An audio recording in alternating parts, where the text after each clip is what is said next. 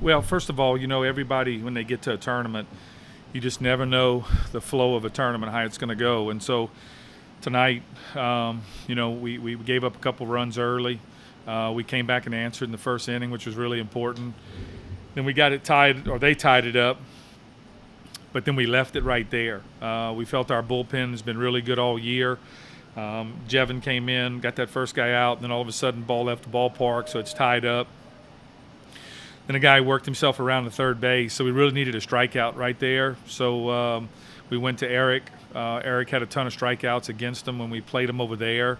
So we wanted Eric into the game anyway. So we went ahead and made the move right there to see if we could get that big strikeout and leave that guy at third base. And so Eric came in and, knocked that guy down, knocked the next guy down, then knocked a bunch of them down after that. So he was really dominant tonight. And then Clem stepped up and delivered a big lick when we really needed it. We failed to get the bunt down, which we got to do a better job of.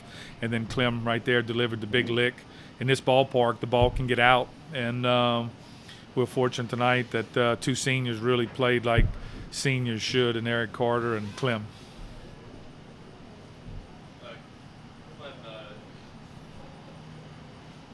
You knocked the first pitch you saw out of the park, so I'm assuming you were going up there looking for a specific pitch to drive, and you got it right away. Yeah, it was. Just the way the flow of the game had been going, and the way the previous at bat had gone before me, I figured he was going to try to come at me with a strike, and I was sitting on a pitch and was lucky I got it and capitalized on it. Just a fastball, or As a curveball. oh, you're sitting curveball. Sitting curveball. Eric, what are you able to do to have so much success against these guys? I mean, you as a team struck out 20 guys tonight, but I think you had 9 in like 3 2/3 innings tonight. I just when we played him earlier in the year, I just really tried to establish a fastball, and then that was the first weekend I started messing with a slider cutter pitch, and so I knew that they had seen it, so I wanted it to be crisp, so I tried to put a little extra on that whenever I'd throw it, and just really tried to pitch into good counts, locate early, and pitch myself into counts where I can be successful. With the momentum that they just taken with the big home run and then the triple, I love that balls in the air effort in the triple. How important was it for you to come in and get those 2 strikeouts and just like squash that momentum right away? I wasn't really I don't think I ever try and go up and say I have to strike this guy out. I'm going to strike this guy out. I just think to myself, get ahead. If this guy hits a ground ball, I want it to go to Joe, or I want it to go to Pinero on the corners, try and keep that guy at third base, maybe a pop-up in the infield, and just located pitches, and I happened to strike that guy out, and then I knew I needed to get one more out and end the inning, and so just kept locating pitches, really just trying to get that last out to end the inning however I could, and it happened to come by strikeout. You guys had, I think before that 8th inning, you stranded like 8 guys in the previous 4 innings, a couple, leaving the bases loaded the inning before. Was there kind of a feeling that it was going to crack through eventually? Yeah, we always have that feeling. I have to give a lot of credit to Eric Carter for keeping it where it was. He kept us in a 4-4 ball game for a while, and we had opportunities prior to that. And, when the flow of a baseball game, when you get opportunities, you have to capitalize on them. And sooner or later, it was going to happen for us. So I just want to give credit to Eric for keeping us where we were. How does that feel you guys when he's mowing down batters, getting strikeouts in innings, and he's getting all pumped up? How does that fire you guys up when he's getting the job done? Oh, it fires us up big time. Anytime a pitcher's going out there and doing what he did, we want to have his back. We want to have every pitcher's back, but he was pitching very well tonight and keeping us where we were, so we wanted to do it for him. Kyle, this is 2 game-winning home runs in the last couple of weeks. Do you feel like maybe that power stroke's starting to come back a little bit for you right now? Or? Yeah, hopefully. I'm trying to see the ball well and put a good swing on it. So not so much trying to hit for power. I'm just trying to stay in the approach and get the job done. But they've come in bunches in the past for you, right? Yeah, they have. Yes. That's deliver the lick, right? The lick. The lick. All right, just making sure. I'll ask you guys. I know these guys keep going to the fade. Just talk about that a little bit. How it's kind of fun for you guys to. Who do you want on that one? I saw you end when you ended All right. the game. This is nicer. The final one. Let's talk about giving the final final run through. I don't know. I kind of wanted to wait till things settled down after that last out, and then I think I only made eye contact with like Gunner and Zombreaker and maybe like one more person coming out of the dugout, and then I think only a few guys saw me. But do you want me to talk about like how it came to be? You guys. Yeah, I noticed after every double or triple, you guys were doing it and having fun with it. I think it kind of like a few of us already had fades, like me, Blake Talbot, one of our backup catchers, had one, and Pinero. A few guys had already had like a fade type haircut, and then I think Zombreaker was just due up for a haircut, and he just decided, team fades, and so we worked for about a week, got everybody bought in, and then we just went from there. And then I'm not sure, was it Bren? Somebody hit a double. Was it Bren? It was Brent. I think it might have been Bren Conrad. He hit a double, and we shake our belts, and then Bren just took off his helmet and did it. And so it was like, well, now that's what we're gonna add that to the celebration when somebody hits a double. And so I just kind of ended the game, and I just looked at a few guys, and then just did that. So when did it start? When did you guys all give each other fades? I think it happened before, like ULM. I think there were a few guys that were scheduling appointments still, and then after the last game against ULM, I think everybody had a fade. Everybody on the team had a fade style haircut. Who's got the worst fade? I'll let Clem handle that one. I'm not sure. They're all good. They're all good, yeah. Everybody bought in, and that's what matters. Even Wyatt Marks, huh? Wyatt Marks bought in. I mean, he cares about his hair, and No more flow. he stepped up to the plate and did what he had to do. Bought into a team thing. Well, they did a good job of working some counts. He got a lot of people 0-2 and 1-2, and they pushed him to 2-2 and 3-2 a lot. They got some cheap ones early, some balls to the backstop, a couple plays in the infield, or he would have really, I think, thrown a shutout. He was good against, South Al. The rain just caught him, and in typical Gunner fashion, man, he just keeps you in the ball game. He just manages the game, and he had a chance right there at the end. I took a trip to the mound and asked him how he felt, and made sure that he was good, that this was going to be it for you. This is your last inning right here, empty the tank, and that was some big outs he got right there in his last inning of work. You said Carter had a bunch of strikeouts against him up there.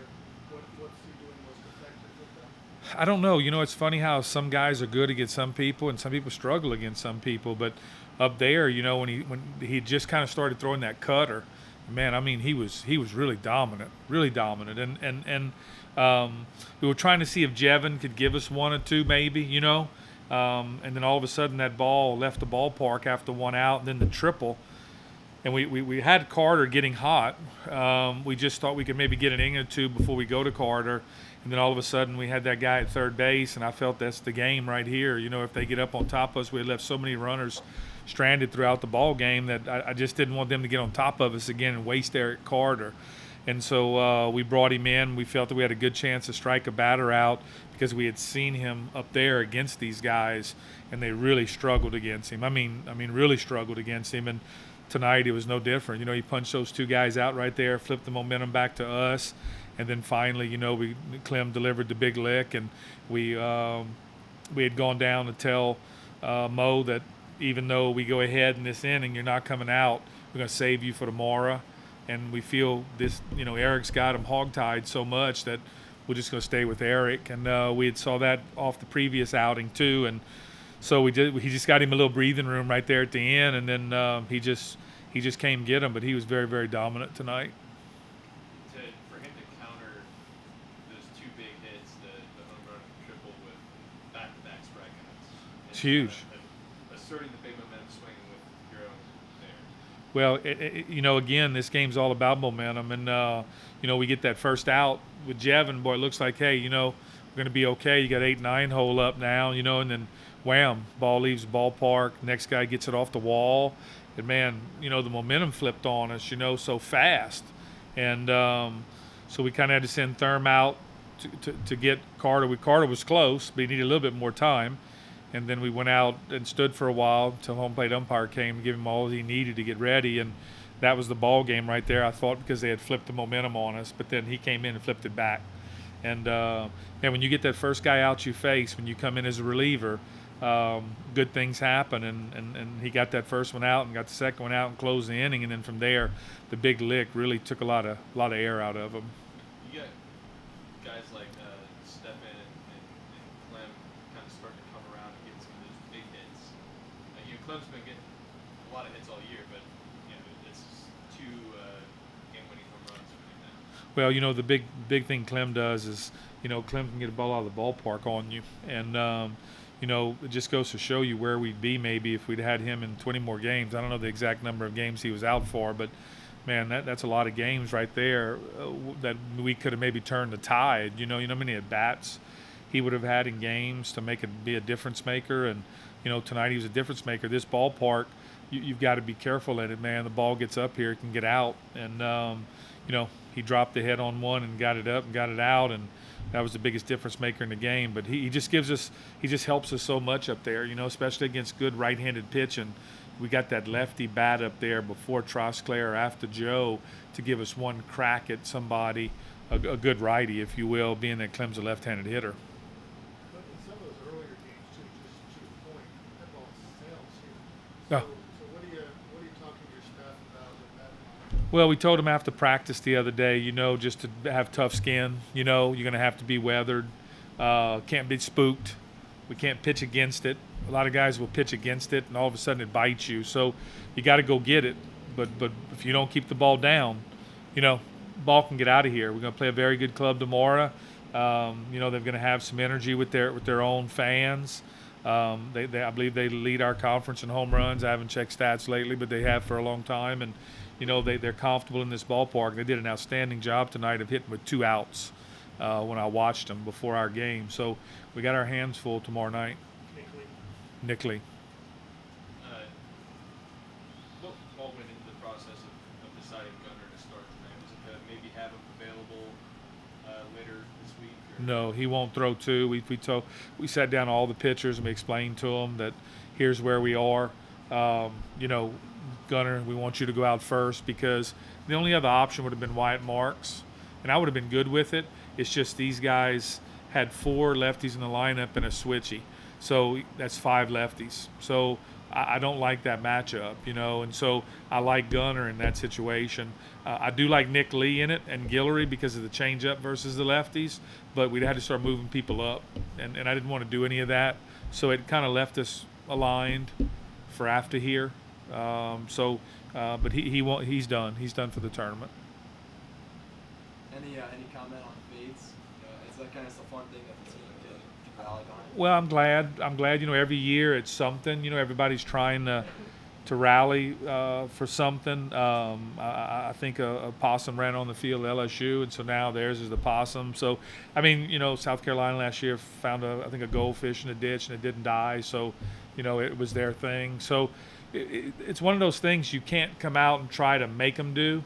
You can't come out and give them choices. Look, this is all what the other teams have done.